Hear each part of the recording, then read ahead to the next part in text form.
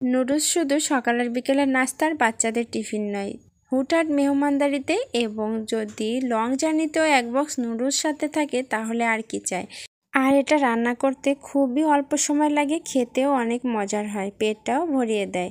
নুডলসটা আমি এক এক সময় এক এক স্টাইলে রান্না করি, তো যেভাবেই রান্না করি আলহামদুলিল্লাহ খেতে বেশ মজারই হয়। আসসালামু আলাইকুম, কেমন আছেন সবাই? আশা করি যে যেখান থেকে আমার এই ভিডিওটি দেখছেন সবাই নিশ্চয়ই ভালো আছেন, সুস্থ আছেন। আলহামদুলিল্লাহ আমিও গ্রামের বাড়িতে এসে বেশ ভালোই আছি। গতকাল এই ভিডিওটা আসার সময় করেছিলাম, অর্থাৎ আমি যখন গ্রামের বাড়িতে রওনা করব ঠিক তার আগ মুহূর্তে ভেবেছিলাম একটা নুডলস করে বাচ্চাদের নিয়ে নাস্তা করে বের হব। তো বাচ্চারা বলল বাসায় তারা নাস্তা করবে না, এটা প্যাক করে নিয়ে চলো, গাড়িতে বসে খাবো। তো আমি এটা খুব তাড়াহুড়া করে রান্না করেছিলাম। তো নুডলস মানে আমার কাছে একটুখানি সবজি যা ঘরে থাকবে সেটা দিলেই বেশ ভালো লাগে, আর যদি একটু কালারফুল করে রান্না করা হয় তাহলে তো আরও বেশি ভালো লাগে। শীতকালীন প্রায় সবজি আমার ঘরে থাকে আলহামদুলিল্লাহ।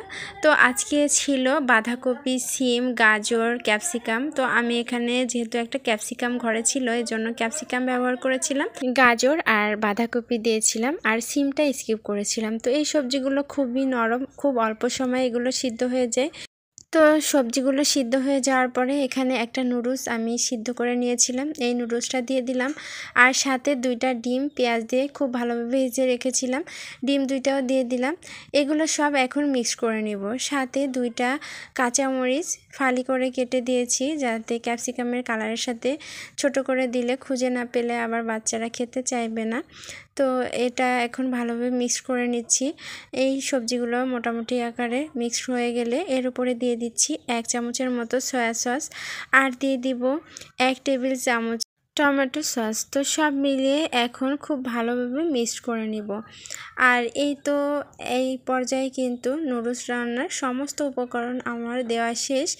এখন এগুলোকে একটু নেড়ে চেড়ে মিলিয়ে নিব, আর খুবই মজার একটা নুডলস তৈরি হয়ে যাবে। আর এটা খেতে দারুণ হয়েছিল। আপনারা যারা নুডলস পছন্দ করেন তারা আমার এই রান্নাটা ফলো করতে পারেন। এত মজার হয়েছিল, এত সিম্পল আর এত অল্প সময়ে এই নুডলসটা রান্না করা যায়, তবে খেতে অসাধারণ হয়। এখন তো শীতকাল, নুডলস খেতে কিন্তু বেশ ভালো লাগবে, আর সবজি দিয়ে বিশেষ করে। অ্যাট লাস্ট দিয়ে দিলাম আমি নুডলসের যে মশলাটা প্যাকেটে থাকে। তো এটা দেওয়ার পরে কিন্তু এই নুডলসের টেস্টটা আরও অনেক গুণ বেড়ে যায়। তো সব কিছু দেওয়া শেষে আবারও একটু মিলিয়ে নিচ্ছি, আর নুডলসটা কিন্তু একেবারে ঝরঝরা হয়েছিল আর খেতে হয়েছিল দারুণ। তো আজকের ভিডিওটা কেমন লাগলো অবশ্যই জানাবেন।